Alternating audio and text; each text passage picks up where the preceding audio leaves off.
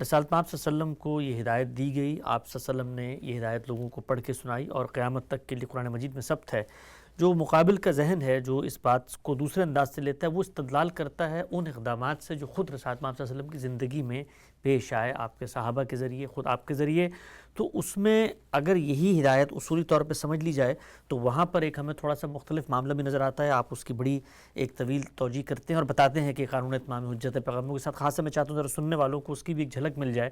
کہ آپ صلی اللہ علیہ وسلم نے پھر جب خطوط لکھے اور کہا ہے کہ بھئی تم ایمان لاؤ ورنہ اس کے بعد تمہیں ہی سلامتی ملے گی، یا آپ صلی اللہ علیہ وسلم پر جو ایمان نہیں لایا آپ کی زندگی میں اور آپ نے انکار کیا، پھر ان کے اوپر ایک عذاب آیا، تو وہ جو معاملہ تھا اگر لا اکراہ فی الدین اپنی جگہ پر قائم ہے تو سامنے کا ذہن یہ کہتا ہے کہ خود دیکھو رسالت پاک صلی اللہ علیہ وسلم کی زندگی میں جو لوگ دین پہ عمل پیرا نہیں ہو رہے تھے ان کے اوپر پھر ایک طریقے کا جبر ہوا، ان پہ سزا نافذ ہوئی، تو پھر ہدایت تو عملی طور پہ وہ ہوئی نا جو بیان کی جا رہی ہے۔ نہیں، دیکھیے اللہ تعالیٰ نے جو مہلت دے رکھی ہے یہ سارا قانون اس مہلت تک ہے۔ جس وقت وہ مہلت ختم ہو جاتی ہے اس کے بعد جزا و سزا شروع ہوتی ہے۔ ٹھیک، عام انسانوں کے لیے بھی یہی ہے، مرتے ہیں تو یعنی جیسے ہی ہم دنیا سے رخصت ہوتے ہیں اس کے بعد اللہ کی بارگاہ میں پیش ہو جاتے ہیں۔ وہاں مہلت نہیں ہے، وہاں یہ اصول اور قاعدے بھی نہیں ہیں، وہاں تو جزا ہے، سزا ہے، یعنی وہاں امتحان کا نتیجہ سامنے آ جائے گا، ہم نے کیا کیا وہ سب کچھ ہمارے سامنے ہوگا، اس کی بنیاد پر اللہ تعالیٰ فیصلہ کرتے ہیں۔ تو یہ گویا اللہ کے فیصلے کا دن ہے، وہ فیصلے کا دن پیغمبروں کے ذریعے سے اس دنیا میں آ جاتا ہے، وہ اللہ ہی فیصلہ جب وہ دنیا میں آ جاتا ہے تو اللہ تعالیٰ فیصلہ سناتے ہیں، یعنی وہاں پیغمبر نے کچھ نہیں کیا، ٹھیک، وہاں صحابہ نے کچھ نہیں کیا، اسی طریقے سے وہاں کسی عالم نے کوئی فتویٰ نہیں دیا، وہاں اللہ تعالیٰ نے اپنا فیصلہ سنایا ہے، اور اللہ تعالیٰ نے اس فیصلے کے بارے میں پہلے متنبع کر دیا، یہ بتا دیا کہ میرے رسول جب بھی آتے ہیں میں یہ فیصلہ کیا کرتا ہوں، تم اس فیصلے کے لیے اب تیار ہو جاؤ۔ اس کو جگہ جگہ قرآن مجید نے واضح کیا ہے، اس کو لوگ تفصیل سے سمجھنا چاہیں تو ہماری اعتراضات سیریز میں وہ اتمام حجت کے زیر عنوان اس کے تمام مراحل کو اچھی طرح جان سکتے ہیں۔ اس میں لوگ التباس پیدا کرتے ہیں، یہ دو الگ الگ چیزیں، یعنی دنیا میں جو مہلت دی گئی ہے اس میں اللہ کا یہی قانون ہے، جس دن یہ مہلت ختم ہو جائے گی وہ اللہ تعالیٰ اس دنیا میں ختم کر دیں، وہ اس دنیا سے رخصت ہوتے وقت ختم ہو یا کسی اور موقع پر، جب وہ ختم ہو جائے گی پھر فیصلہ ہونا ہے۔ تو یہ اصل میں رسولوں کے ذریعے سے اتمام حجت کے بعد فیصلہ ہوتا ہے۔ اس کو قرآن نے اس طرح بیان کیا ہے کہ جب کسی قوم کی طرف ہمارا رسول آ جاتا ہے، اذا جاء رسولہم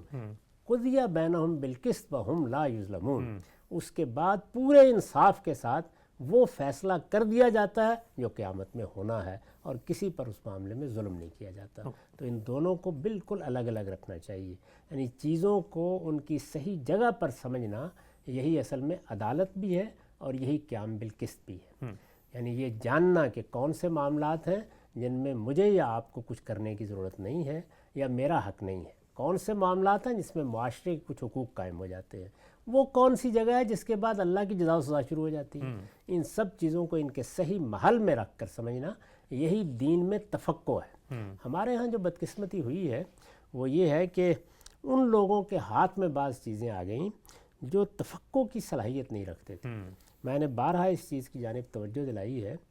کہ انسانوں کے پاس ہمیشہ دو ہی منہاج رہے ہیں بنیادی طور پر، یعنی یا وہ اپنے آبا کی تقلید کرتے ہیں، اپنے اکابر کی تقلید کرتے ہیں، کسی بڑے آدمی کی تقلید کرتے ہیں، کسی خاص گروہ کی تقلید کرتے ہیں، کسی خاص شخصیت کی تقلید کرتے ہیں، یعنی منہاج تقلید ہے، اور یا کیا ہوگا فقہ و تدبر کا منہاج۔ تو اگر فقہ و تدبر کے منہاج کو لوگ اختیار کریں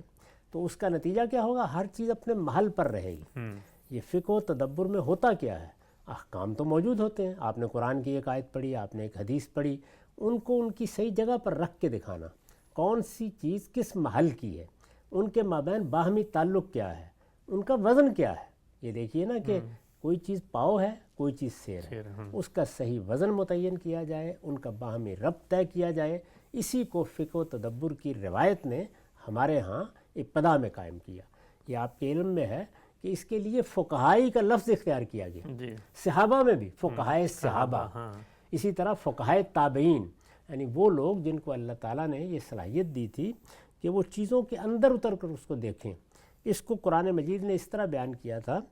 کہ بعض لوگوں کو اللہ تعالیٰ نے استنباط کی صلاحیت دی ہوتی ہے، وہ چیز کے اندر اتر کر اس کو سمجھ سکتے ہیں، وہ اس کو اس کی بنیاد سے جان سکتے ہیں، وہ بیج سے درخت کو پہچان سکتے ہیں، ان لوگوں کا کام ہے کہ معاملات ان کے سپرد رہیں۔ تو آپ دیکھ لیجئے کہ جب ان کے سپرد ہوئے معاملات رسالت مآب کے زمانے میں، خواہ وہ صحابہ میں سے تھے، خواہ تابعین میں سے تھے، خواہ تبع تابعین میں سے تھے، تو ہمارے ہاں فقہ و تدبر کی ایک عظیم روایت قائم ہوئی۔ اس میں جو علوم آلات کی حیثیت رکھتے تھے ان میں بھی اس کا ظہور ہوا، اور اس طریقے سے ہماری علمی روایت نے بہت شان کے ساتھ اپنی ابتدا کی۔ لیکن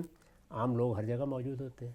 اور عام لوگوں کا معاملہ کیا ہے، ان کی بہت بڑی تعداد اپنے اندر تقلید ہی کے رجحانات رکھتی ہے۔ وہ دور صحابہ میں بھی ہوں گے، وہ تابعین میں بھی ہوں گے، وہ تبع تابعین میں بھی ہوں گے۔ چنانچہ نتیجہ کیا نکلا؟ نتیجہ یہ نکلا کہ صرف اختلاف اب اتنے میں رہ گیا کہ کس کی تقلید کرنی۔